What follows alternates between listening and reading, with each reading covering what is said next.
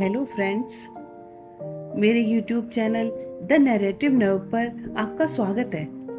Friends, आज की story दो दोस्तों के बीच दुश्मनी की है, जहां मौत की भविष्यवाणी का डर उन लोगों में जबरदस्त बदलाव लाता है। क्यों उनकी दोस्ती दुश्मनी में बदल गई?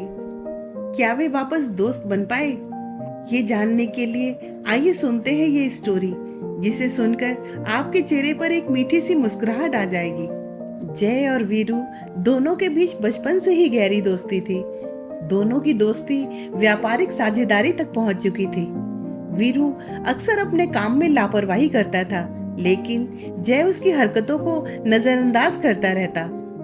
एक दिन जब पानी सर से ऊपर हो गया, तो जय ने वीरू से कहा, यदि तुम्हें व्यापार में लापरवाही करनी है तो हमें अलग हो जाना चाहिए।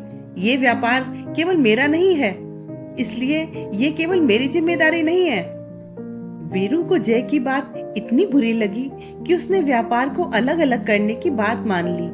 बस फिर क्या था, देखते ही देखते दोनों के रास्ते अलग हो गए। जय काफी मेहनती था, इसलिए उसे वीरू से अलग होने से कोई खास फर्क नहीं पड़ा। वहीं दूसरी ओर वीरू की जिंदगी बदतर होने लगी। जय के बिना वो व्यापार चलाने में असमर्थ था। बहुत जल्द इसका आभास वीरू को हो गया। कुछ ही सालों में जय की मेहनत ने असर दिखाना शुरू किया और उसका व्यापार दोगुनी तेजी से बढ़ने लगा। इसका पता चलते ही वीरू के कलेजे में सांप लौटने लगे। वो मन ही मन ईर्ष्या भाव से जलने लगा। उसे जय की तरक्की देखकर घुटन होने लगी। तभी उसने तय किया कि वो अपने दोस्त को जान से मार देगा। वीरू अपने दिल में प्रतिशोध की आग जलाकर जैसे ही जय की कंपनी में पहुंचा, तो उसे पता चला कि जय कहीं बाहर गया है। उसी कंपनी में वीरू की नजर एक बुजुर्ग मुलाजिम पर पड़ी, जो शुरुआती दौर से ही कंपनी में कार्य कर रहे थे, लेकिन व्यापारिक बंटवारे के दौरान जय के साथ काम करना उन्होंने सही समझा। वीरू उनके पास पहुंचकर धमकी भरे अंदाज में जय को मारने की बात कहता है। वीरू की बात सुनकर बुजुर्ग कर्मचारी हंसने लगते हैं। उन्हें हंसते देख वीरू को ताज्जुब होता है। वो उसके हंसने की वजह पूछता है। तभी बुजुर्ग कर्मचारी जय की मौत की भविष्यवाणी करते हुए कहते हैं कि साहब तो 6 महीने में ही अपने आप बीमारी से मरने वाले हैं, फिर आप उन्हें मारकर जेल क्यों जाना चाहते हो? कर्मचारी की बात सुनते ही वीरू के पैरों के तले जमीन खिसक गई। उसे अपने फैसले से घृणा होने लगी। उसे यकीन ही नहीं हुआ कि उसका दोस्त इतनी जल्दी दुनिया से चला जाएगा। जय की मौत की खबर ने वीरू का गुस्सा शांत कर दिया था। वो अपनी नम आंखों से बुजुर्ग व्यक्ति से हाथ जोड़कर माफी मांगते हुए कहता है कि जय को मेरे बारे में मत बताना, उसे दुख होगा। और इतना कहते ही वीरू वहां से वापस आ जाता है। रह रहकर वीरू को जय की चिंता सताने लगती है, लेकिन दोनों के बीच पैदा हुए मतभेद हर बार उसे जय के पास वापस जाने से रोक लेते हैं। धीरे धीरे वीरू जय के प्रति सहानुभूति रखने लगता है। उसे जय की पुरानी बातें याद आने लगती हैं। उसे लगता है कि जय के मरने से पहले उसे अपने बचपन के दोस्त से एक बार जरूर मिलना चाहिए, और अगले ही दिन वो उससे मिलने उसके घर पहुंचता है। वीरू को अपने सामने देखकर जय खुश हो जाता है और उसे बैठने को कहता है। जय के सामान्य बर्ताव को देखकर वीरू सोच में पड़ जाता है।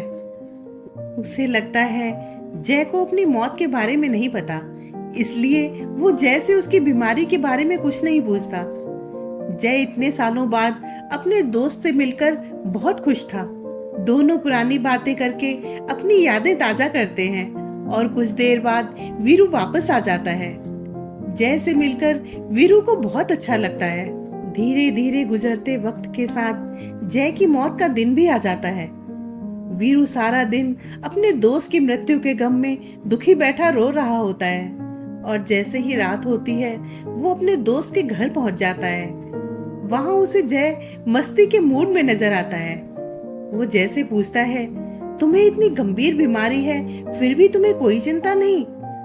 वीरू की बात सुनकर जय जोर जोर से हंसने लगता है और हंसते हुए कहता है, तुम पागल हो जो अच्छे भले व्यक्ति को बीमार कह रहे हो। वीरू अपनी बात साबित करने के लिए जैसे उसकी कंपनी में काम कर रहे उसी बुजुर्ग कर्मचारी को बुलाने को कहता है, जिसने 6 महीने पहले जय की मौत की भविष्यवाणी की थी। जैसे ही जय को पूरा माजरा पता चला, उसने तुरंत उसी बुजुर्ग कर्मचारी को अपने घर बुलाया। उनके आते ही वीरू उन्हें डांटने लगा, लेकिन बुजुर्ग कर्मचारी जैसे ही जय की मृत्यु की सच्चाई बताता है, वीरू पानी पानी हो जाता है।